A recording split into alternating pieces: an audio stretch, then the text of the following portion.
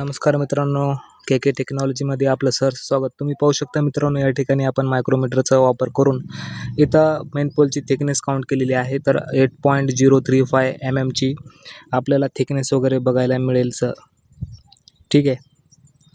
तर 8.035 mm thickness म्हणजे ही accurate thickness आहे मेन पोलची, जी की टॉप प्लेटवरती आणि मेन पोल यांचं एंगेजमेंट होतं. ठीक आहे. तर ही जी थिकनेस आहे ती ॲक्युरेट आहे.